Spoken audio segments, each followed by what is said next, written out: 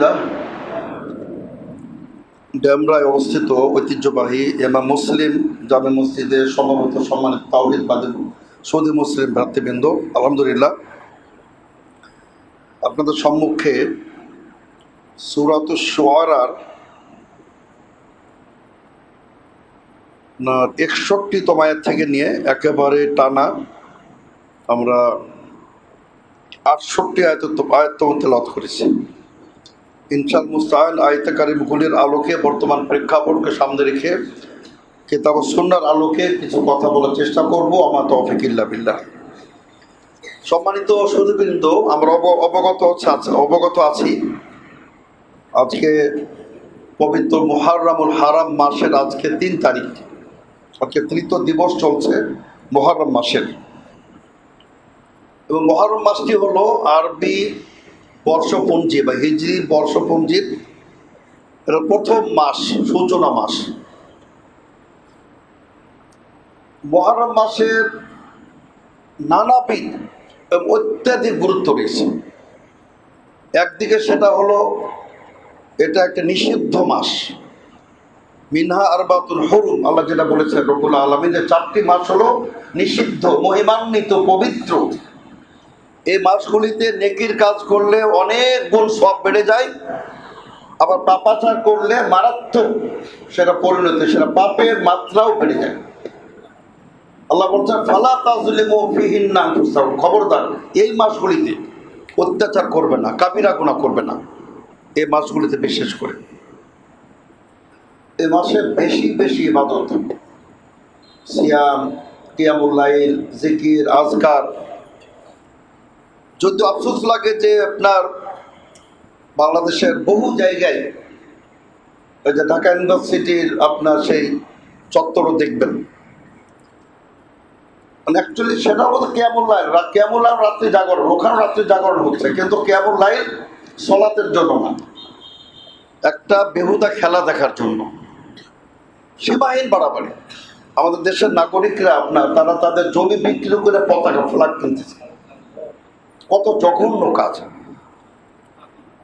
কিন্তু এখানে আমাদের আলেম ওলামারা ব্যর্থ। আমাদের ভূমিকা কি হবে? কিছু আলেমও এত সীমাহীন বাড়াবাড়ি করতেছে, এরা অযোগ্য, এরা কোন আলেমই না। যারা বলতেছে যে যারা আর্জেন্টিনা, ব্রাজিলের, ফ্রান্সের, অমুক দলের সাপোর্টার, তাদের নাকি জানাজা পড়াই জায়েজ না, নাউজুবিল্লাহ। এরাও আরেক ভণ্ড। সে কি কাফের হয়ে গেল যে তার জানাজা পড়া যাবে না? উম্মাত ওয়াসাত, মধ্যপন্থা আমাদের জানাতে হবে। ওয়াকাযালিকা জাআলনাকুম উম্মাতান ওয়াসাতা। আরেকজন বলছে যে আর্জেন্টিনার জার্সি গায়ে দিলে নাকি কাফের। আস্তাগফিরুল্লাহ।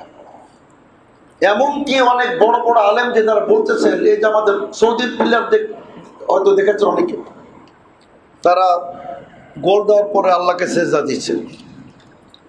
এটারও সমালোচনা। তাওহীদ সব জায়গায় ঠিক আছে, খেলতেছেন অন্যায়, সেটা অতটা মারাত্মক যদি আপনি শর্ত সাপেক্ষে খেলেন, সে বিন বাজও বলছেন জায়েজ। কিন্তু আল্লাহকে সেজদা দিবেন, সেজদা নিয়ে আপনি উপহাস করেন, এটাও ঠিক না। আমাদের নিয়ন্ত্রণ সীমার মধ্যে ফতোয়া দিতে হবে।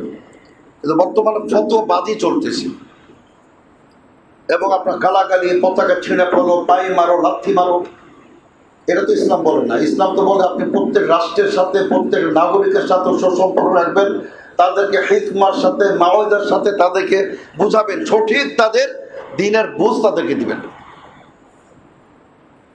ঠিক আছে, ওখানে তারা নাউজুবিল্লাহ খেলতেছে, রাত্রি জাগরণ করে কয়জন ফজর নামাজ পড়েছে। আল্লাহর উদ্দেশ্য তো জাগো না, কিয়ামুল লাইলের জন্য তো জাগো না।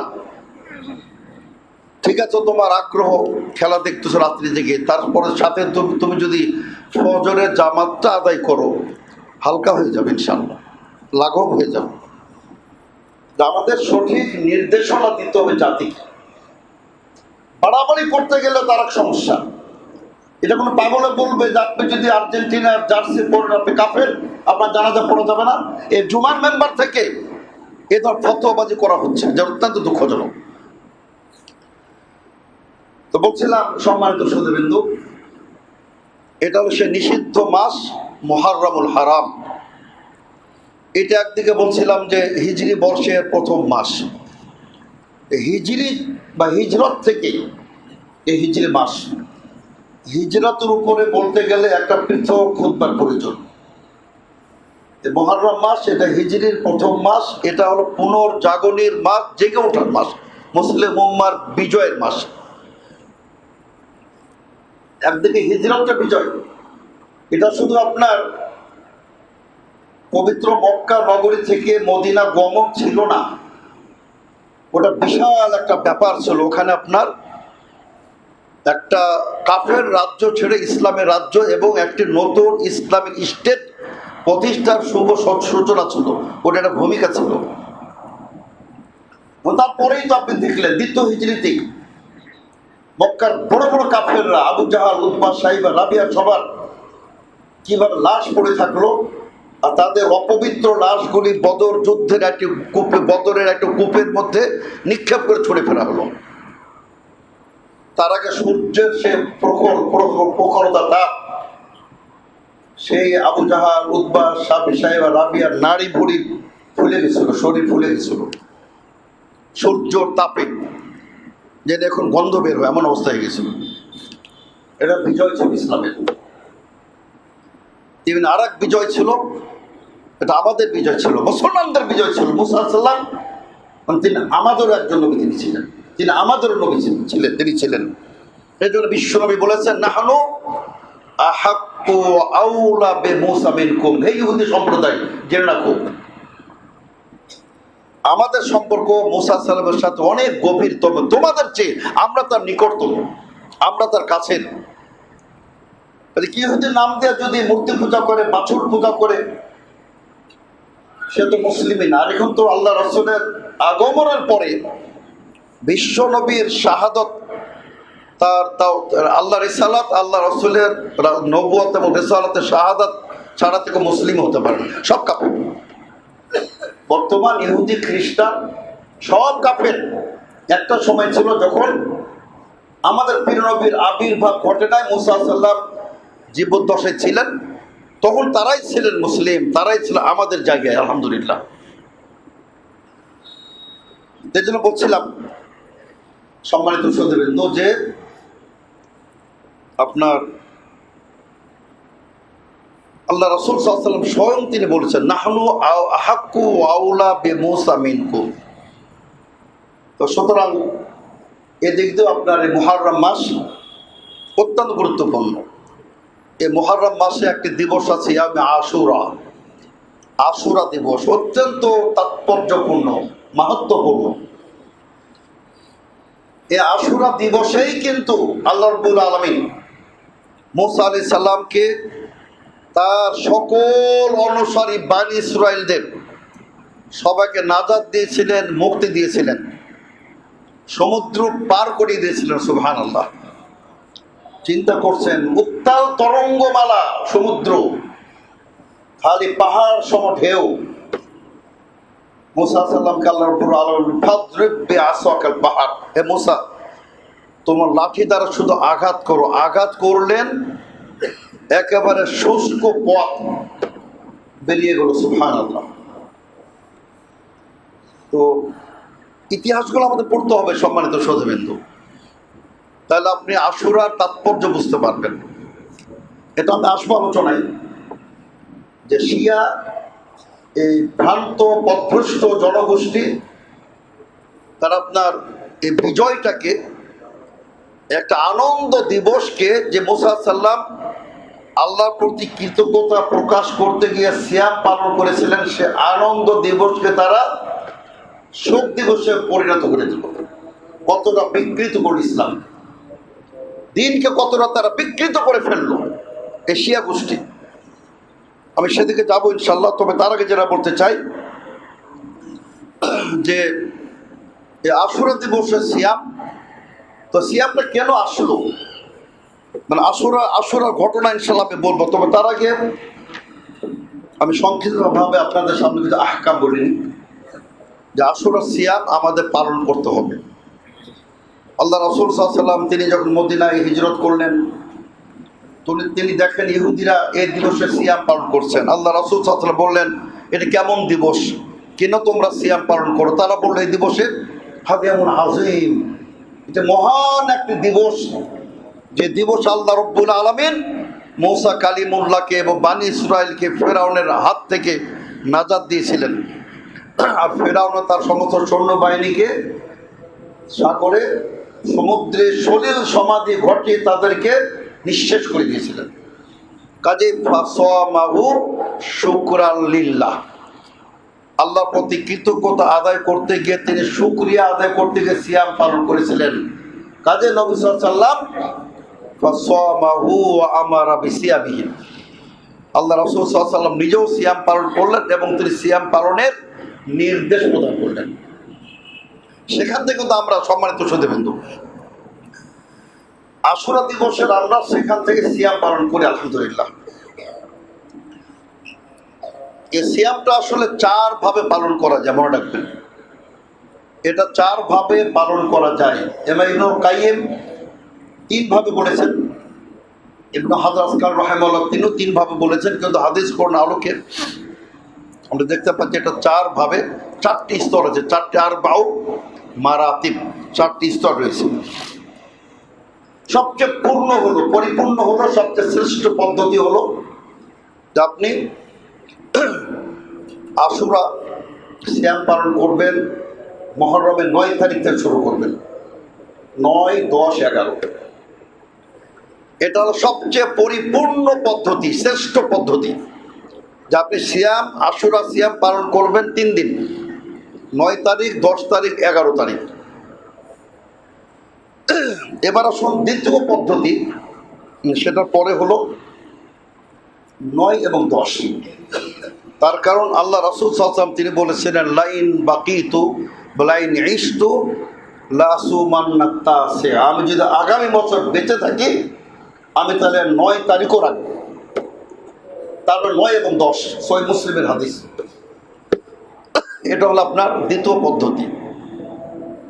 3 নম্বর পদ্ধতি মুসনাদ আহমদ ইবনে হাম্বল হাদিসে বর্ণিত হয়েছে যে সুমু আশুরা, আশুরা সিয়াম পালন করুন, ও সুমু ইয়াওমান কাবলাহু আও বা'দাহু ইয়াওম, তোমরা তার আগে একদিন অথবা পরের একদিন, মানে 11 অথবা 9, এবং তার আগে আল্লাহ রাসূল সাল্লাল্লাহু আলাইহি ওয়াসাল্লাম বলেছেন খালিফুল ইয়াহুদ, ইহুদিদের তোমরা বিরুদ্ধচারণ করো। ইহুদিরা তো শুধু 10 তারিখে রাখে, সুতরাং তোমরা হয় একদিন আগে অথবা একদিন পর। এই হাদিসের চেয়ে সহিহ মুসলিমের হাদিসটি বেশি শক্তিশালী, সুতরাং আমরা বলবো যে আপনি 9 এবং 10 রাখবেন, সর্বোত্তম 9, 10, 11। দ্বিতীয় শুধু 9 এবং 10। তৃতীয় পদ্ধতি 10 এবং 11, যেটা একটা হাদিস আসছে।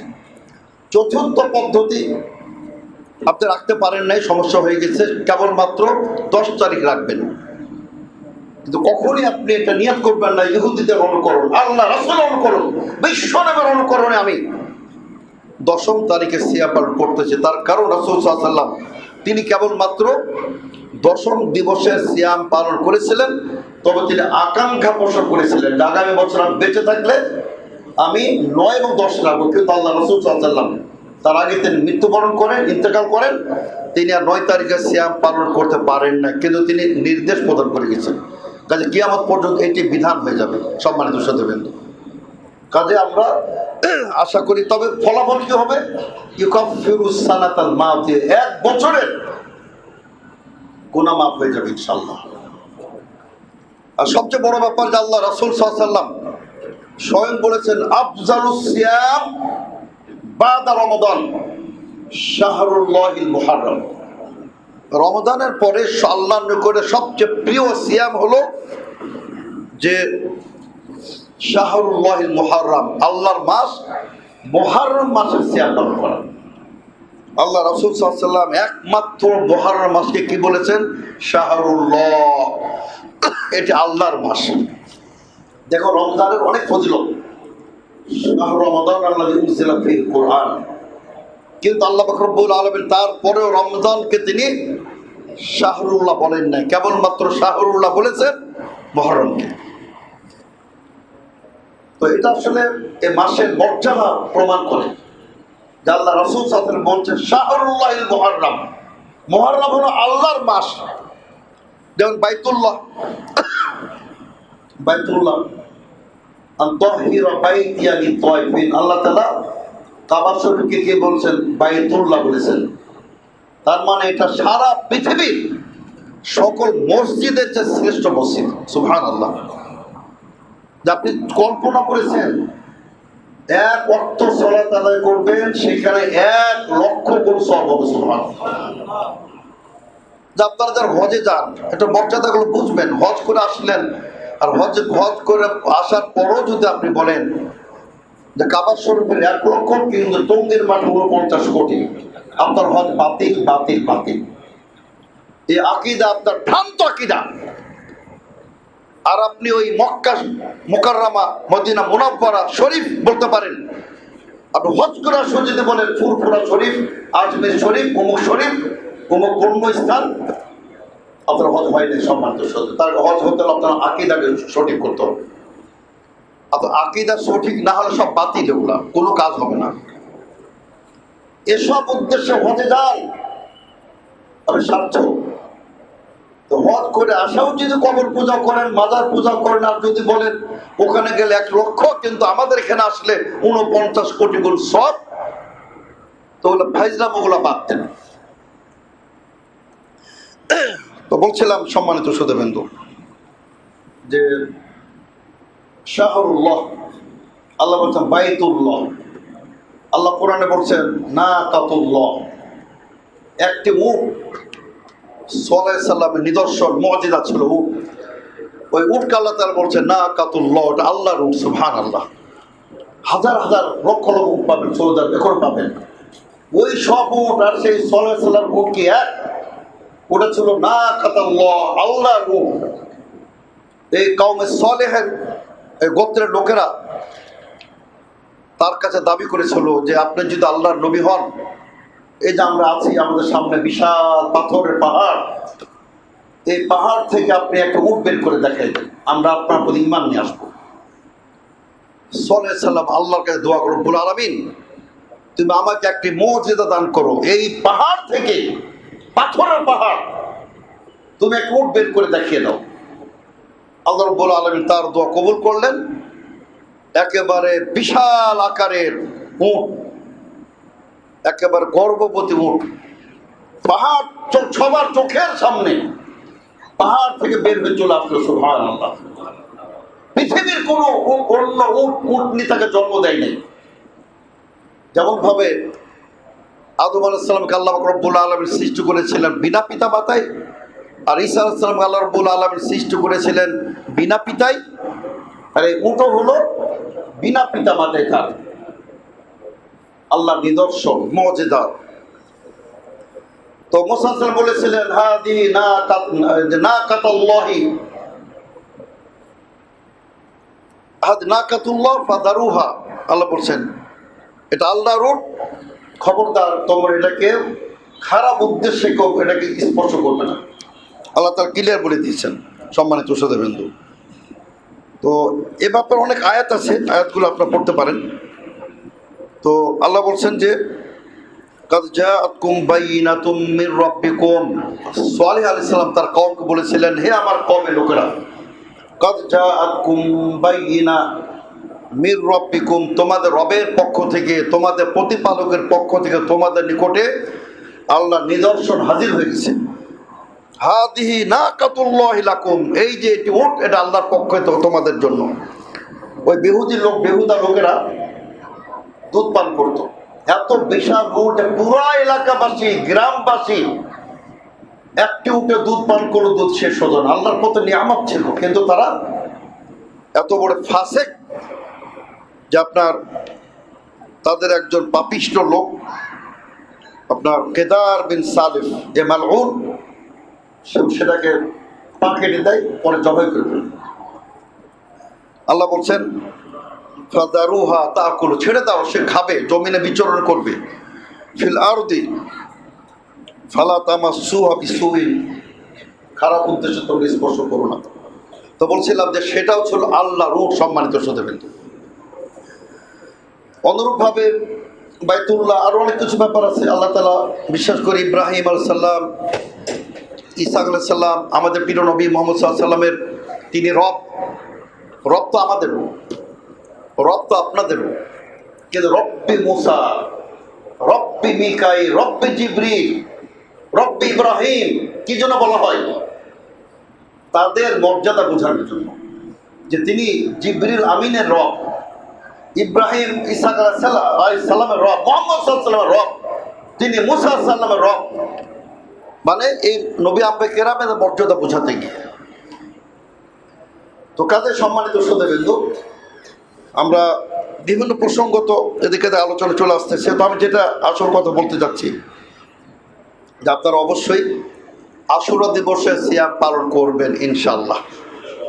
তো এর ইতিহাস আছে সম্মানিত শ্রোতাবৃন্দ। ইতিহাসটা বলছিলাম যে ফেরাউন, সুবহানাল্লাহ, আল্লাহর জমিনে কিয়ামত পর্যন্ত সবচেয়ে বড় আকবর তাগিয়া, সবচেয়ে বড় আল্লাহ দ্রোহী ফেরাউন। সে কি বলেছিল? আনা রব্বুকুমুল আ'লা, আমি তোমাদের সর্বমহান সবচেয়ে বড় রব হলাম আমি, ফেরাউন দাবি করেছিল। কত বড় সে অপরাধী চিন্তা করছেন সম্মানিত শ্রোতাবৃন্দ। তো মুসা আলাইহিস সালাম নবুয়তের দাওয়াত নিয়ে আসলেন।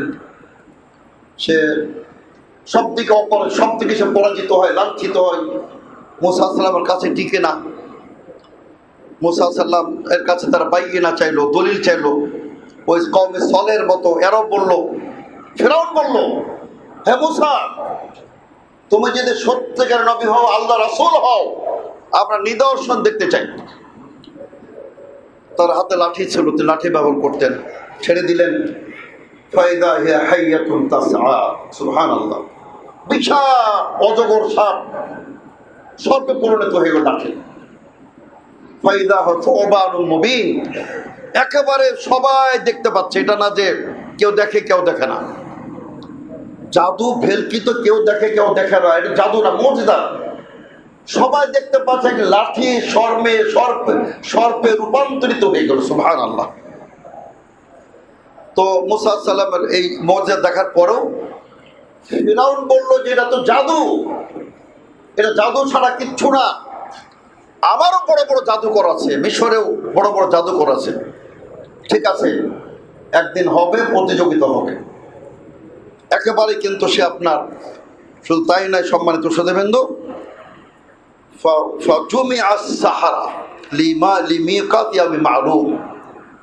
একটা ডেট হলো, ডেট ধার্য, বাহাসের মুনাজারার। এখনো তো হয়, এখনো বহু মুনাজারা হয় বিদাতীদের সাথে। আমাদের বেনারসে একটি মুনাজারা হয়েছিল, আপনাদের জ্ঞাতার্থে একটু বলে রাখি। আল্লামা শাহ শফিউর রহমান মুবারকপুরি, যিনি আমার সরাসরি ওস্তাদ, যার কাছে আমি সহিহ বুখারী পড়েছি, উনি সেই বাহাসে অংশগ্রহণ করেছিলেন আহলে হাদিসের পক্ষে।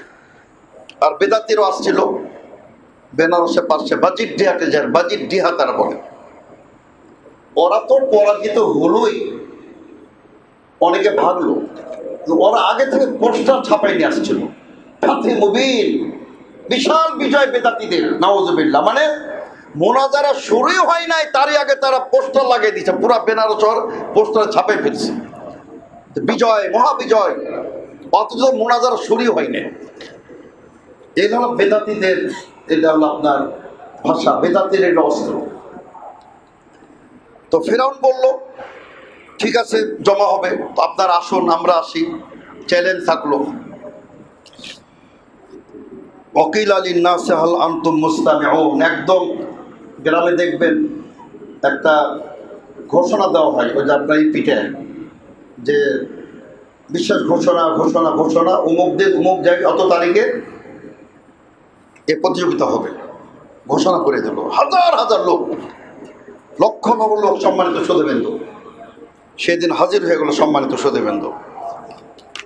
তো আপনার মুসা আলাইহিস সালাম বললেন, ক্বালা লাহুম মুসা আলকু মা আনতুম মুলকুন। মুসা আলাইহিস সালাম বললেন, হে জাদুকর দলেরা, হে জাদুকর, হে দল, শোনো, তোমরা আগে জাদু দেখাবে না আমি মসজিদা দেখাবো? তারা বলছে যে আপনি আগে দেখান। মুসা আলাইহিস সালাম, ঠিক আছে, না তোমরা আগে দেখাও। আলকু মা আনতুম মুলকুন, কি তোমরা দেখাবে তোমরা দেখাও। ফাআলকাউ হিবালাহুম ওয়া ইসিয়াহুম, তারা তাদের দড়ি রশি ছেড়ে দিল। ওয়াকালু বিইজ্জাতি ফিরআউন, ফিরআউনের শপথ করে বলছি, ইন্না লানাহনুল গালিবুন, আমরাই বিজয়ী হব। জাদুকররা বলল, মুসা সাল্লামের জাদুকররা বলল আমরাই বিজয়ী হব। তবে তার আগে তারাও কিছু শর্ত দিয়েছিল, মুসা ফিরআউনকে তারাও কিছু শর্ত দিয়েছিল যে জাহাপনা, হে সম্রাট, আমরা যদি বিজয় হতে পারি তবে আমরা কি আপনার নিকটতম সভাসদে মুকাররাবিন, আমরা কিছু কিছু কি মন্ত্রণালয় পাবো, আমরা কি দু একটা মন্ত্রী হব? সে বলেছিল, আরে হবে মানে, তোমরাই তো মন্ত্রী হবে, সমস্ত মন্ত্রণালয় তোমাদের মধ্যে আমি বন্টন করে দেব। আর কি পুরস্কার চাও, যত টাকা পয়সা লাগে সব তোমাদের আমি দিয়ে দেবো। ফালকা মূসা আসাহু, আল্লাহ বলছেন সূরাতুশ শুআরায় প্রায় 40 আয়াতের পরে যে শুরু হয়েছে, বিস্তারিত করে দেখবেন। আল্লাহ বলছেন যে মূসা সাল্লাল্লাহু তার লাঠি ছেড়ে দিলেন। ফাইদা ইয়াতালকাফু মা ইয়াফিকুন, তারা যে মিথ্যা, তারা যে ভুয়া জাদু করেছিল, জাদুটা ছিল ভেলকি, তেলিসমাতি, বিস্কুন, ওটা অস্তিত্ব নেই একেবারে। আলহামদুলিল্লাহ, মূসা সাল্লামের লাঠি সেই ক্ষুদ্র ক্ষুদ্র সর্প বা তাদের যে জাদুকরের বিষয়গুলো ছিল সবগুলোকে গিলে খেয়ে ফেল দিল। সুবহানাল্লাহ।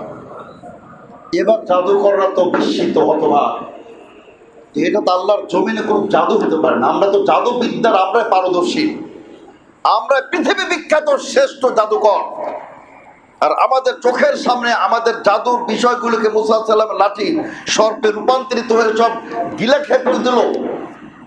তারা বলে এটা জাদু হতেই পারে না। তারা কি করলো, সমস্ত জাদুকররা সেজদায় লুটিয়ে পড়লো। সুবহানাল্লাহ, সেজদায় লুটিয়ে পড়লো। ক্বালু আমান্না বিরাব্বিল আলামিন, আমরা রব্বুল আলামিনের প্রতি ঈমান নিয়ে আসলাম। ফিরআউন মনে মনে ভাবতে পারে যে আমি তো রব্বুল আলামিন, কাদের তারা তার ভুল সংশোধন করে কি বলে দিল, রব্বি মূসা ওয়া হারুন। ফিরআউন, তুমি না, বরং মূসা এবং হারুনের যে রব, আসমান জমিনের সৃষ্টিকর্তা, সে রবের প্রতি আমরা ঈমান নিয়ে এসে আমরা সিজদা দিয়ে দিলাম। সুবহানাল্লাহ। সে কি বলল, আমানতুম লাহু কাবলান আযানা লাকুম, আমি অনুমতি দেই নাই। ফিরআউন বলে, আমার অনুমতি ছাড়াই তোমরা মূসার প্রতি ঈমান নিয়ে আসলে, এত বড় দুঃসাহস, খবরদার। ইন্নাহু লাকাবীরুকুম, সে তোমাদের গুরু, তোমাদের ভিতরে আতাত আছে।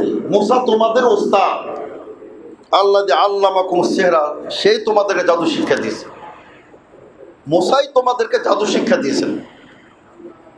ফালাসাউফা তা'লামুন, এবার দেখবে পরিণতি কি হয়, এবার দেখাবো মজা। কে বলল? ফিরআউন বলল, লাউকাত্তিআন্না আইদিয়াকুম ওয়া আরজুলাকুম মিন খিলাফ, বলে আমি তোমাদের উল্টো করে, আগে ডান হাত কর্তন করে দেবো, তারপর বাম পা, তারপর ডান হাত, ডান পা, বাম হাত, উল্টো করে, মানে পূর্ণ মাত্রায় বিকলাঙ্গ করে দেবো। পৃথিবীতে চলার মতো কোনো তোমাদের সাহস শক্তি থাকবে না। মানে ডান হাত আর বাম পা কেটে দেবো ফার্স্টে, তারপর আবার আর পরেরটাও। ওলা উসাল্লিবান্নাকুম আজমাইন, অথবা তোমাদের প্রত্যেককে সুরের কাছে চড়িয়ে দেবো, সরিয়ে দিয়ে দেবো, মৃত্যুদণ্ডে দণ্ডিত করবো। সম্মানিত সদস্য, তারা কি বলেছিলেন, তাদের যে জবাব, সম্মানিত সদস্যবৃন্দ, কিয়ামত পর্যন্ত ইতিহাস, কিয়ামত পর্যন্ত শিক্ষণীয় প্রত্যেক মুসলমানের জন্য। ওই যে একজন ভারতবর্ষে সাড়া ফেলে দিয়েছিল, আয়ুষ নাকি নাম ধরে, মোহাম্মদ আলী, কোটিপতির সন্তান, একক সন্তান, এক বাপের এক সন্তান।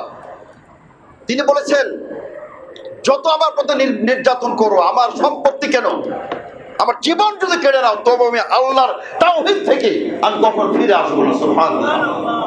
তারাও তাই বলেছিলেন, জাদুকর বলেছিলেন, লা দয়রা, কোনো পরোয়া করি না, কোনো পরোয়া করি না, যদি আমার জীবন যদি আল্লাহর জন্য উৎসর্গ হয়ে যায়, আমরা নিজেকে উৎসর্গ করতে প্রস্তুত। সুবহানাল্লাহ। কাজে তারা কি বলেছিলেন, লা দয়রা, কোনো আফসোস না, কোনো পরোয়া নাই, ইন্না ইলা রাব্বিনা মুনকালিবুন, আমরা তো ফিরে যাবো আল্লাহর কাছে, তখন তো আল্লাহ আমাদের কি দেবেন, জান্নাত দিয়ে দেবেন। সুবহানাল্লাহ। তখন তো তিনি আমাদেরকে প্রতিদান দিবেন, জান্নাত দিবেন। সুতরাং ফিরআউন ভয় দেখাবে না, আমাদের মেরে দিবে, শোলে চড়াবে, হাত কর্তন করবে, পা কর্তন করবে, এই ভয় দেখিয়ে লাভ নাই। আমরা সেই আলোর সন্ধান পেয়ে গেছি, সুবহানাল্লাহ। আমরা আল্লাহর একত্ববাদের সন্ধান পেয়ে গেছি। সুতরাং আমরা আর এই অন্ধকারে থাকতে চাই না। আপনি আমাকে যা ইচ্ছা তাই করুন, যেন খোবাব আলাইহিস সালাম বলেছিলেন। খোবাব আলাইহিস সালাম বলেছিলেন, লাস্তু উবালি হিনা উকতালু মুসলিমান আলা আই জামবিন কানা ফিল্লাহি মাসরাই। খোবাব বলেছিলেন, হে আবু জাহল আর কাফের দলেরা শুনে রাখো, লাস্তু উবালি, আমি পরোয়া করি না, হিনা উকতালু মুসলিমান, আমি যদি মুসলিম অবস্থায় মৃত্যুদণ্ডে দণ্ডিত করা, আমাকে কতল করা হয়, আর আমার যদি ঈমান থাকে, আমি কোনো পরোয়া করি না। কিভাবে হত্যা করবে, কোথায় তোমরা চাকু ঢোকাবে, ড্যাগার মারবে, বুকে না সিনায় না কলিজা কেটে ফেল দেবে, কোনো পরোয়া নাই। শুধু একটি মাত্র আল্লাহর কাছে পরোয়া করি, আমার মৃত্যুটা যেন ঈমানের উপরে হয়, কালেমার উপরে হয়। তাহলে আমার কোনো পরোয়া করি না, বরং আমি আল্লাহর কাছে দোয়া করি, আল্লাহ তাআলা আমার অঙ্গ প্রত্যঙ্গে বরকত দিবেন। হাজার হাজার দেহ আমার আল্লাহ আমার মধ্যে যদি দিয়ে দেন, সবগুলোকে আমি আল্লাহর জন্য উৎসর্গ করে দেবো, সুবহানাল্লাহ। কাজে তারা সে কথা বলেছিলেন যে লা দাইরা ইন্না ইলা রাব্বিনা মুনকালিবুন, আমরা তো ফিরে যাব আল্লাহর কাছে, মৃত্যুর পরেই তো আমাদের জান্নাত শুরু হয়ে যাবে। সম্মানিত সুধীবৃন্দ, ইন্না নাতমাউ আন ইয়াগফিরা লানা রাব্বুনা, আমরা আশাবাদী আল্লাহ আমাদের গুনাহ মাফ করে দিবেন। আন কুননা আউওয়ালাল মুমিনিন, আমরা প্রথম মুসলিম, তোমার বিরুদ্ধে আমরা আল্লাহর পক্ষে আমরা ইসলাম গ্রহণ করে আসলাম। ওয়াওহাইনা ইলা মূসা আন আসরি বিইবাদি ইন্নাকুম মুত্তাবাউন, আল্লাহ চমৎকার ভাবে দৃশ্যগুলি তুলে ধরেছেন। যখন সমস্ত জাদুকরকে হত্যা করে ফেলল এবং তার টার্গেট পুরো বনী ইসরাঈলকে নিধন করে দিবে, নিশ্চিহ্ন করে দিবে, আল্লাহ রাব্বুল আলামিন ওয়াহী প্রেরণ করলেন, মূসা যাও, এখানে থাকা যাবে না, হিজরত করতে হবে। তবে হিজরত করবে রাতের শেষে, ফজরের সময় একেবারে হিজরত করবে। কেননা ইন্নাকুম মুত্তাবাউন, আপনাদেরকে ধাওয়া করা হবে, তোমাদেরকে ধাওয়া করা হবে, পিছনে পিছনে ফেরাউন বাহিনী ধাওয়া করবে। সুতরাং যখন রাতে সব ঘুমে থাকবে, সেই মুহূর্তে তোমরা একদম হিজরত করে চলে যাবে। ফারসালা ফিরআউন ফিল মাদাইনি হাশিরিন, আল্লাহ বলতে ফেরাউন প্রত্যেকটা শহরে লোক ছড়িয়ে দিল, এই যেখানে পাও দেখো কোন দিকে গেল, দেখো ধরে নিয়ে আসো। মূসা আলাইহিস সালাম তার সমস্ত বনী ইসরাঈল লোকদেরকে ধরে নিয়ে আসো, একদম চতুর্দিকে সে তার জনবল সৈন্যবাহিনী ছড়িয়ে দিল। এবং তিনি বললেন যে, সে বলল যে এরা তো কয়েকটি মাত্র লোক, এরা কখনো আমাদের উপর বিজয় লাভ করতে পারে, তাকে ধরে নিয়ে আসো। তো সম্মানিত সুধীবৃন্দ, আল্লাহ তাআলা এখানে অনেক তিনি সে বলছে কি দিবে তাদেরকে, কি পুরস্কার দিবে। শেষে আল্লাহ তাআলা বলছেন চমৎকার ভাবে যে ফাতবাউহুম মুশরিকিন, সকাল সকাল এরা তাদেরকে ধাওয়া করলো। মূসা আলাইহিস সালাম বনী ইসরাঈল লোকদেরকে ধাওয়া করলো, তারাও তো পলায়ন করতেছেন, সাগরের দিকে যাচ্ছেন। এমন একটা অবস্থা হয়ে গেল সম্মানিত সুধীবৃন্দ, ফালাম্মা তারা জামআন, দুটো বাহিনী মুখোমুখি হয়ে গেল, সুবহানাল্লাহ। একটি বাহিনী ছিল নিরস্ত্র, অস্ত্রহীন, শিশু, নারী, বৃদ্ধ, বনিতা, আবাল বনিতা, মানে না আছে অস্ত্র, না আছে ঘোড়া, না আছে উট, না আছে গাধা, কিচ্ছু নাই, নিরস্ত্র ক্ষুধার্ত কিছু লোক তাদের পিছা করলো। ফালাম্মা তারা জামআন, দুটো বাহিনী যখন মুখোমুখি, মানে একজন এক বাহিনী আরেক বাহিনী দেখতে পাচ্ছে, এত কাছাকাছি। ক্বাল আসহাবু মূসা ইন্না লামুদরাকুন, মূসা সালামের সাহাবা কিরাম বললেন, হে মূসা আলাইহিস সালাম, ইন্না লামুদরাকুন, আমরা তো নিশ্চিত ধরা পড়ে গেলাম, আমাদের তো বাঁচার পথ নেই। তার কারণ ওই যে পিছনে দেখাই যাচ্ছে, অস্ত্রে শস্ত্রে সজ্জিত একেবারে ধারালো তরবারি, আর ঘোড়ার উপর দ্রুতগামী ঘোড়া নিয়ে ছুটে আসতেছে। আর ইন্না লামুদরাকুন, আমরা তো পাকড়াও হয়ে গেলাম। সুবহানাল্লাহ, একজন নবীর কি ঈমান, একজন নবীর আল্লাহর প্রতি আশ্বাস, কি সেকা, কি বিশ্বাস, কি অবিচল আস্থা। তিনি কি বলতেছেন, কাল্লা, কোশ্চেন কালো না, খবরদার, কোনো ভয় করবে না, ইন্না মাইয়া রব্বি সায়াহদিন, আমার সাথে আমার রব আছেন, তিনি আমাদের অবশ্যই পথ দেখাবেন। সুবহানাল্লাহ। এটা একজন মুমিনের আল্লাহর প্রতি তাকওয়া, আল্লাহর প্রতি তাওয়াক্কুল। কখনোই নিরাশ হবে না, যে কোনো মুহূর্তে আল্লাহর সাহায্য চলে আসবে ইনশাআল্লাহ। ফাআওহাইনা ইলা মূসা, তখন আল্লাহ বলছেন আমি মূসার ওহী প্রেরণ করলাম, আপনার সামনে সাগর, উত্তাল তরঙ্গমালা সাগর প্রবাহিত। ফাদরি ইদরিব বিআসাল বাহর, আপনি লাঠি দ্বারা সাগরে মেরে দিন, প্রহার করুন। ফানফালাক, উনি প্রহার করলেন, বিদীর্ণ হয়ে গেল। সুবহানাল্লাহ। দুই ভাগে বিভক্ত হয়ে গেল। সুবহানাল্লাহ। আল্লাহর কুদরত, আল্লাহর শক্তি, অসীম শক্তি। এটার চ্যালেঞ্জ করার কেউ আছে? পৃথিবীর কোনো শক্তি, যত বড় বিজ্ঞানী, সুপার পাওয়ার আর অ্যাটম বোমার, পরমাণু বোমার শক্তিধারক, আপনার এই প্রবাহমান সাগরকে, উত্তাল তরঙ্গমালা সাগরকে এর ঢেউ থামাই দেবে এমন শক্তি আছে পৃথিবীতে? কেউ নাই। ফাকানা কুল্লু ফিরকিন কাত্তাউদিল আযীম, আল্লাহ বলছেন এক একটা অংশ, ডানে এবং বামে, এক একটার জন্য বিশাল উচ্চ পাহাড় সমতুল্য। সুবহানাল্লাহ। মানে পানির জন্য একটা পাহাড় দাঁড়িয়ে গেল, আবার বাম দিকে একটি পাহাড়, মাঝখানে শুষ্ক পথ। সুবহানাল্লাহ। ফেরাউন তো একটা গর্ধব, বেকুফ, আহাম্মক। সে ভাবলো যে শুষ্ক পথ এটা বোধহয় সবার জন্য। তুই যারা কাফের ফেরাউন, তুই যারা কাফের ফেরাউন, আল্লাহ তৈরি, ওই পথকে তোর জন্য হবে? এটা তো মুসা সাল্লামের জন্য, তার অনুসারীদের জন্য। সেটা বুঝলো না। সে মনে করলো, আহাম্মক মনে করলো, আর রাস্তা তো তৈরি, চলো। তারাও সবাই ঝাঁপায় পড়লো। আল্লাহ বলছে না, একটু রাখো, মাঝামাঝি আসো। যখনই মাঝামাঝি তাদেরকে প্রায় ধরবে, আল্লাহ তাআলা বলছেন, এবার আল্লাহ তাআলা তিনি খেলা দেখালেন। আল্লাহ বলছেন ওয়াজলাফনা সাম্মাল আখারিন, আমি ওই গ্রুপটাকে নিয়ে আসলাম, কাছে নিয়ে আসলাম, ওই গ্রুপটাকে কাছে নিয়ে আসলাম। আল্লাহ কিন্তু করতে পারতেন যে তোমাদের রাস্তা খুলে দিলাম, রাস্তা তৈরি, পার হয়ে চলে যাও। পার হয়ে চলে যেত, পরবর্তীতে তারা দেখতো যে আবার সাগর। আল্লাহ সেটাও করেন না, বরং ওই আহাম্মককে মাঝপথে নিয়ে এসে, সাগরের মাঝপথে নিয়ে এসে তাকে আপনার ডুবায় শরীর সমাধি করে তার একদম নিশ্চিহ্ন করে দিলেন। ওয়াজলাফনা সাম্মাল আখারিন ওয়া আনজাইনা মূসা ওয়া মান মাআহু আজমাইন, আল্লাহ বলছেন মূসাকে, তার সাথে যত তার সফর সঙ্গী ছিল বনী ইসরাঈল প্রত্যেককেই। তাফসীর কারকরা বলেছেন, কোন একজন বিকলাঙ্গ, ল্যাংড়া, খোড়া, শিশু, বৃদ্ধ, বনিতা কেউ বাদ যায় নাই। আল্লাহ তার প্রত্যেকে নাজাত দিয়েছেন। সুবহানাল্লাহ। সুম্মা আগরাকনাল আখিরিন, আল্লাহ বলছেন সুম্মা আগরাকনাল আখিরিন, আমি অপর বাহিনীটাকে সবাইকে আমি ডুবায় নিশ্চিহ্ন করে দিলাম। সুবহানাল্লাহ। আল্লাহ বলেন ইন্না ফি যালিকা লাআয়া, এখানে নিদর্শন আছে। আল্লাহ বলেন কিয়ামত পর্যন্ত মুমিনদের জন্য এখানে নিদর্শন আছে। কি নিদর্শন? আল্লাহ তাআলা হলেন সর্বময় ক্ষমতার অধিকারী। ইন্নাল্লাহা আলা কুল্লি শাইইন কাদির।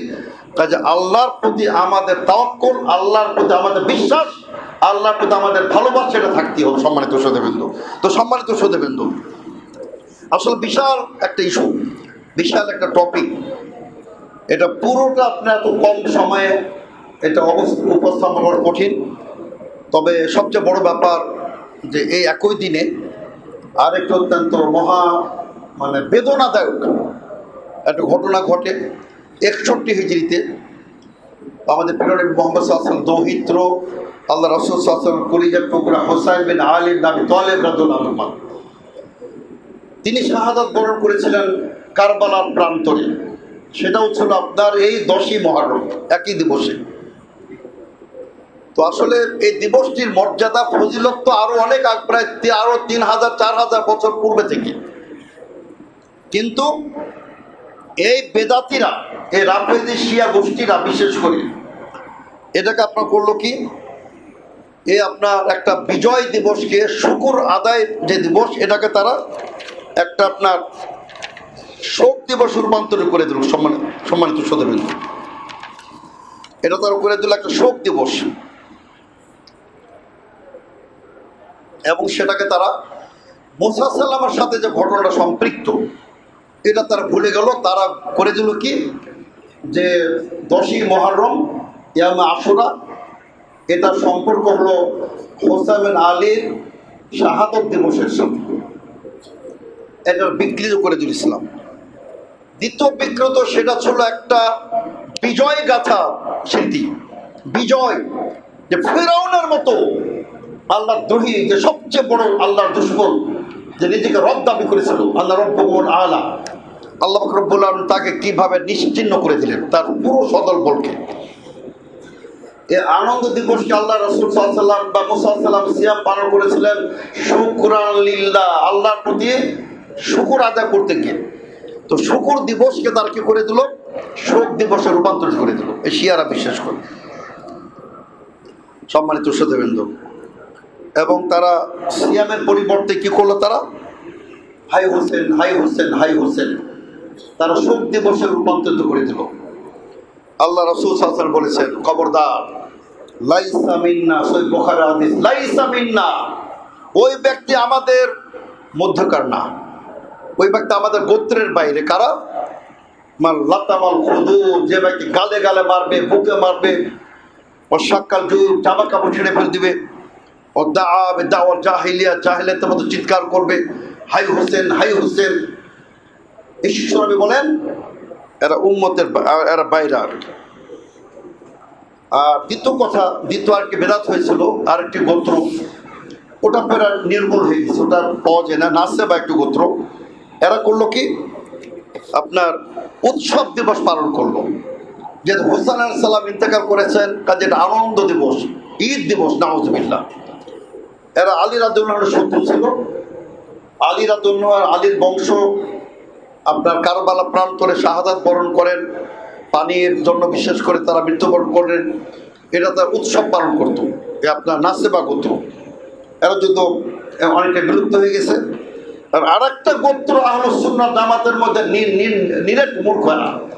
এরা আপনার সেদিন করে কি, একটু ভালো গোসল করে, জামা কাপড় পরে, তারপর সুরমা লাগায়, আতর লাগায়, একটু খেজাব লাগায়, একটু সুগন্ধি ব্যবহার করে, আর একটু ভালো খাওয়া দাওয়া করে। একটা জাল হাদিসের ভিত্তিতে ওরা ভালো খায়, যেমন যে গরু জবাই হিড়িক পড়ে গেছে, গোস্ত নিয়ে আসবে, হালুয়া রুটি খাবে, তারা মনে করে যে এই জিনিসটা ভালো খেলে সারা বছর ভালো খাবো, নাউজুবিল্লাহ।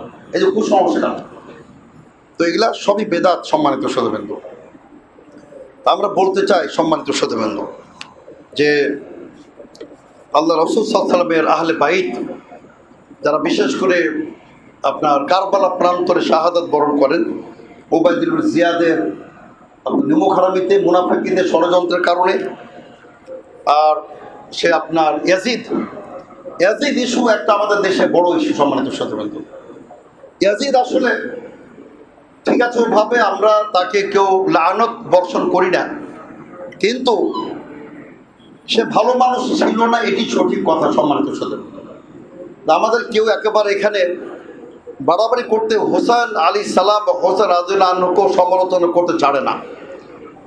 এরাও কিন্তু অত্যন্ত মহা ভুলের মধ্যে। সম্মানিত শ্রোতাবৃন্দ, তার ইজতিহাদি ভুল হতে পারে। অনেক সাহাবাকে বলেছিলেন আপনি যাবেন না, তিনি মনে করেছিলেন যে আমার শরীরে বিশ্বনবী মুহাম্মদের রক্ত, আমি বাতিলের সামনে মাথা নত করতে পারি না। কাজে তিনি এই বাসনে তিনি গেছিলেন, আর কুফাবাসী তার সাথে বিশ্বাসঘাতকতা করেছিল যে আপনার পাশে দাঁড়াবে, কেউ পাশে দাঁড়াই নাই। এটা তার ভুল হতে পারে, ইজতিহাদি ভুল। কিন্তু হোসেন আলাইহিস সালাম, হোসেন রাদিয়াল্লাহু আনহু, আমরা দুটাই বলি, ইমাম বুখারী দুটাই বলেছেন। আহলে বাইতের আলোচনা আসলে তিনি আলাইহিস সালামও বলেছেন, আলাইহিস সালামও বলতে পারি, আমরা রাদিয়াল্লাহু আনহু বলতে পারি। আমরা হোসেন রাদিয়াল্লাহু আনহুর আমরা কোনো ক্রমে সমালোচনা করতে পারি না, তবে আমরা অবশ্যই বলবো যে ইয়াজিদ সে একজন ফাসিক ছিল, এবং মুআবিয়া রাদিয়াল্লাহু আনহু তিনি আল্লাহ রাসূলের সাহাবী ছিলেন, কাতেব ওহী ছিলেন। তারও যারা সমালোচনা করবে তারাও আপনার বেহুদা, তারা ওই আপনার শিয়া গোষ্ঠীর পর্যায়ভুক্ত হবে, তারা শিয়াদের দ্বারা প্রভাবিত। সম্মানিত শ্রোতাবৃন্দ, কাজে কোথায় মুআবিয়া কোথায় ইয়াজিদ, বাপ্পাটা হতে পারে, কিন্তু হতে পারে কি বাপ্পাটা, কিন্তু আসমান জমির পার্থক্য। আমরা ইয়াজিদের ব্যাপারে ওভাবে লানত বর্ষণ করবো না, কিন্তু আমরা তার মোটো গুণগান গাইব না। আমাদের অনেকে বলে একেবারে খালিফাতুল মুসলিমিন, নাউজুবিল্লাহ, এত গুণগান দরকার নাই। আপনি মুআবিয়া রাদিয়াল্লাহু আনহুকে বলেন খালিফাতুল মুসলিমিন, কোনো সমস্যা নাই। কিন্তু আমরা ইয়াজিদকে সেভাবে আমার প্রশংসা আমরা করতে পারি না। তবে আমরা যেহেতু কিছু বিতর্ক আছে উনি জড়িত ছিলেন কিনা, সেই যুগে সম্মানিত শ্রোতাবৃন্দ, শত শত মাইলের দূরত্ব, টেলিফোন নাই, মোবাইল নাই, ইন্টারনেট নাই। এখন ওখানে একটা হত্যাযজ্ঞ ঘটনা ঘটে গেছে, উনি নাও জানতে পারেন, তার নাকি আদেশও ছিল না। এটা ওবায়দুল রহমান জিয়াদের কারসাজি নেতৃত্বের চক্রান্ত হয়ে গেছে। এটা আল্লাহ ভালো জানেন। যদি সে তার চক্রান্ত থাকে, জড়িত থাকে, আল্লাহ তার কঠিন শাস্তি দেবেন ইনশাআল্লাহ। যদি সে নির্দোষ হয়, জড়িত না থাকে, সেটা আল্লাহর উপর আমরা ছেড়ে দিলাম। সুতরাং আমরা ইয়াজিদ নিয়ে তেমন মন্তব্য করবো না, বাড়াবাড়ি করবো না। তবে আপনার অবশ্যই আমরা হুসাইন রাদিয়াল্লাহু আনহুর জন্য দোয়া করবো, আল্লাহ পাক রব্বুল আলামিন তার শাহাদত কবুল করুন। আর আমরা শিয়া গোষ্ঠীর ব্যাপারে বলতে চাই যে তারা যেভাবে আপনার বাড়াবাড়ি করে এবং তারা অন্যান্য বড় বড় সাহাবা কেরামকে আবু বকর কাফের, আবু বকর ফিন্নার, তারা যে বলে আবু বকর জাহান্নামী, আবু বকর কাফের, উমর কাফের, আমরা এগুলো তীব্র প্রতিবাদ করি। আবু বকর উমর হলেন উম্মতের শ্রেষ্ঠ সন্তান, আম্বে কেরামদের পরে শ্রেষ্ঠ সন্তান আবু বকর, তারপরে উমর, তারপর ওসমান, তারপর আলী রাদিয়াল্লাহু আনহু। সুতরাং আমরা এটাই বিশ্বাস করি, আল হাসান ওয়াল হুসাইন সাইয়্যিদা শাবাব আহলিল জান্নাহ। বিশ্বনবী বলে তিরমিজি হাদিস, আল্লামা শাইখ মোহাম্মদ নাসিরুদ্দিন আলবানী হাদিস থেকে সহি বলেছেন, আল হাসান ওয়াল হুসাইন সাইয়্যিদা শাবাব আহলিল জান্নাহ।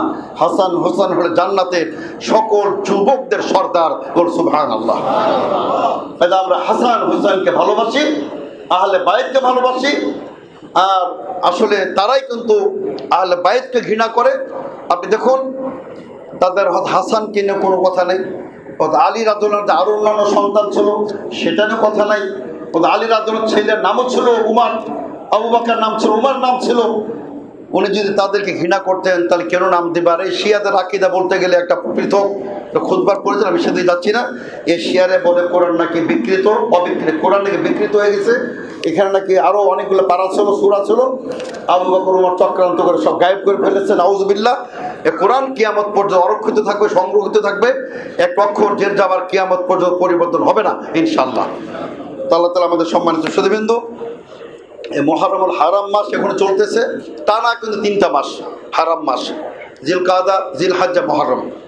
আল্লাহ তাআলা আমাদের বেশি বেশি ইবাদত করার তিনি তৌফিক দান করুন এবং আল্লাহ তাআলা আমাদের সকলকে দ্বীনের উপর তিনি কায়েম ও দায়েম রাখুন। ওয়া আখিরু দাওয়ানা আলহামদুলিল্লাহি রাব্বিল আলামিন। আস্তাগফিরুল্লাহ লি ওয়া লাকুম ওয়া লিসাইরিল মুসলিমিন, আস্তাগফিরুহু ইন্নাহু হুয়াল গফুরুর রহিম।